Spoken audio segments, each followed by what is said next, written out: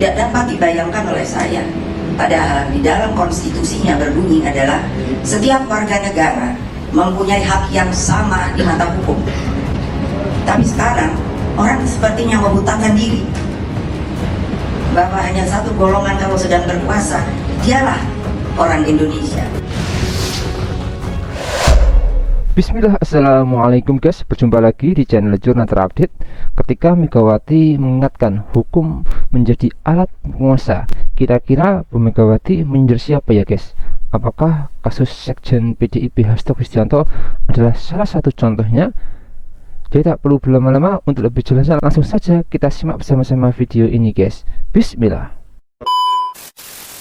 Hukum alat penguasa, kira-kira Ibu Mega kemudian mengalamatkan ataupun mengirimkan kritikan atau peringatan ini kepada siapa? Bang Ansi Lema. Sepertinya hukum kemudian yang dipilih oleh Bu Mega untuk melakukan suatu pendekatan, menyampaikan kritik ataupun evaluasi kepada penguasa saat ini. Itukah kemudian yang menjadi keprihatinan Bu Mega dan mungkin akan mempengaruhi kontemplasi yang akan dilakukan oleh Bu Mega juga menuju Kongres PDI nanti, menentukan sikap dan bagaimana juga arus bawah PDI ini Bang, kira-kira juga memberikan masukan kepada Bu Mega seperti apa, karena kan pasti juga menjadi pertimbangan. Ya, kalau kita lihat kan relasi atau hubungan antara Bu Mega dan Presiden Prabowo ini kan sejarahnya panjang dan baik saja. Ya. Tetapi bukan berarti hubungan personal itu baik, kemudian Ibu Mega dan PDI Perjuangan tidak boleh memberikan kritik-kritik konstruktif. Dan terutama terkait dengan hukum, ini perlu catatan lebih. Ibu Mega adalah the brave lady, ya, seorang perempuan pemberani yang berani pasang badan untuk menjaga konstitusi. Republik ini tidak bisa membayangkan kalau Ibu Mega tidak kekeh, tidak kokoh, tidak teguh menjaga konstitusi ini. Mungkin hari ini sudah terjadi 3 periode dan presidennya bukan Presiden Prabowo Subianto. Itu satu hal yang sangat mendasar. Waktu itu semua elit politik semua sudah oke kok 3 periode. Tetapi Ibu Mega itu pasang badan memilih untuk konsisten dan berkomitmen penuh untuk menjaga konstitusi. Stop, tidak boleh 3 periode. Padahal kalau Ibu Mega ikut itu, PDI diuntungkan. Jelas PDI diuntungkan. Tetapi ada hal-hal menyangkut fondasi bernegara, berbangsa, itu yang harus tetap dijaga. Yang kedua, tentu Ibu melihat dalam kasus misalnya yang menimpa Sekjen PDI Perjuangan Pak Hasto Kristianto misalnya, itu kan proses hukumnya sebelumnya sudah inkrah. Kalau inkrah kan berarti sudah final, dibuka kembali, ya, daur ulang, dan tidak ada novum, tidak ada bukti-bukti baru. Saksi fakta pun yang dihasilkan tidak memberikan hal-hal apa. Maka kemudian Ibu memberi pesan, jangan sampai proses hukum ini itu dipolitisasi, dimanipulasi untuk kepentingan 1-2 orang, memanfaatkan tadi APH atau aparat penegak hukum untuk kemudian melakukan kriminalisasi terhadap pihak-pihak yang lain. Jadi apa yang Ibu sampaikan itu masih dalam koridor penguatan demokratisasi, penegakan hukum dan keadilan, dan upaya untuk menjaga penghormatan terhadap hak asasi manusia.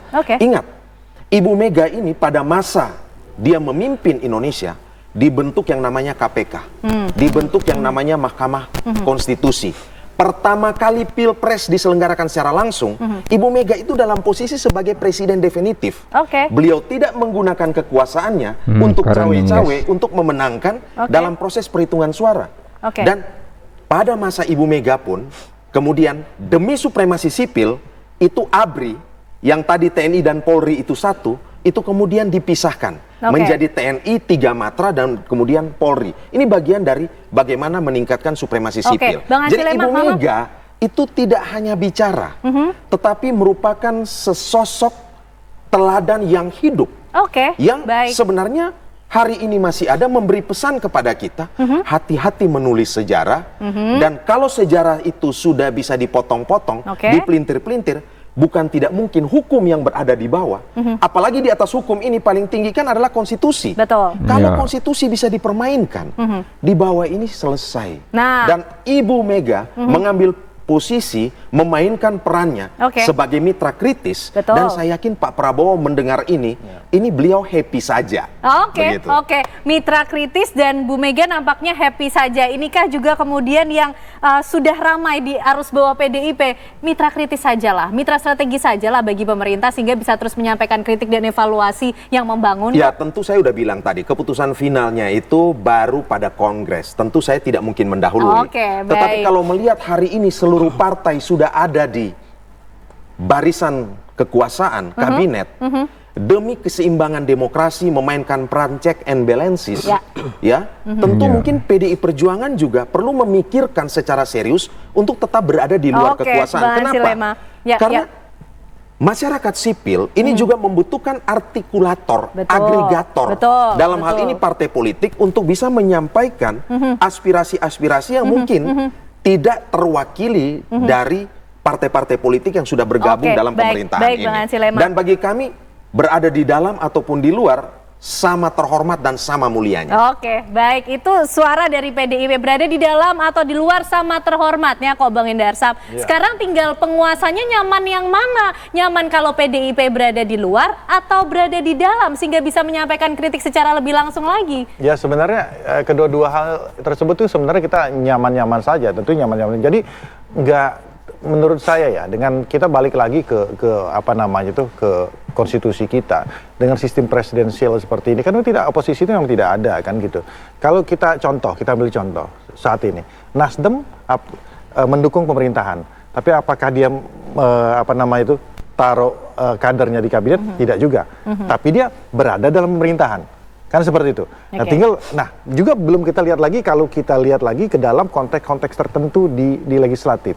Bagaimana dialektika, diskursus yang terjadi di sana kan sangat tajam juga gitu loh, ya kan. Nah, itu antara partai-partai koalisi Kim itu sendiri itu berantem juga kalau terjadi itu kan gitu ya kan, nggak sepakat ya kan. Dan itu merupakan hal yang wajar. Nah, inilah bentuk, maksud saya, pendewasaan politik kita, bahwa politik kita itu bukan masalah minyak dan air, bukan hitam dan putih, bahwa semua itu akan berjalan secara natural. Ini kultur dan budaya politik kita yang akan kita bentuk kemudian. Jadi ini bukan masalah bergabung atau tidaknya, bahwa ada di konteks tertentu, ada di fase tertentu, ada di momen tertentu, bisa bersama-sama, bisa juga berbeda. Ini yang paling penting menurut saya. Tapi itu lagi, selalu saya catatkan harus konstruktif. Itu yang paling penting. Jadi kan ada juga yang asal beda kan. Nah, itu yang saya tidak sepakat. Nah, itu yang paling penting. Bang Hendarsam. Kang Cecep, singkat mungkin, kira-kira atau baiknya atau idealnya lah PDIP jadi mitra strategis di luar pemerintah saja, atau bolehlah bergabung di dalam pemerintah sehingga evaluasinya semakin cepat untuk dilakukan oleh penguasa ini? Dalam konteks demokrasi saya kira barisan pendukung presiden yang kemudian sudah direkrut oleh presiden ya sebagai menteri-menterinya itu sudah dukungan politiknya sudah besar sebenarnya, sudah mayoritas ya, mayoritas gemuk bahkan, dan sudah relatif, bahkan jika diperlukan dikeluarkan sebagian gitu. Iya, jadi menambah barisan yang bisa menyeimbangkan dan mengawasi check and balances terhadap jalannya kekuasaan. Dan kalau merujuk konstelasi selama ini, saya kira posisi Ibu Mega sebaiknya memang berada di luar kekuasaan. Dengan pengalaman beliau ya yang pernah berkuasa dan juga pernah di luar kekuasaan, dengan sikap kritisnya beliau ya sebagai ibu bangsa nih kan, beliau lebih elok untuk kemudian mengawasi jalannya pemerintahan. Dan ingat, ini hanya dalam demokrasi ini kan salah satu cirinya adalah pergantian pemain di konstitusi 5 tahun sekali. 5 tahun itu waktu yang sedikit, dan itu adalah menjadi modal tabungan politik buat PDI Perjuangan sebenarnya. 5 tahun ini jadi cara PDIP melahirkan tokoh-tokoh baru untuk bertarung di 2029. Oke guys, jadi Bu Megawati Soekarno Putri itu kembali melontarkan kritik tajam. Kali ini sasarannya adalah kondisi penegakan hukum di Indonesia yang ia sebut tidak baik-baik saja saat membuka pameran fotografi sang adik Guntur Soekarno Putra di Galeri Nasional, guys. Bu Mega mengaku heran. Ia mempertanyakan bagaimana mungkin di negara dengan konstitusi yang menjamin kesetaraan depan hukum justru rasa takut lebih mendominasi, guys. Di konstitusi disebutkan setiap warga negara mempunyai hak yang sama di mata hukum.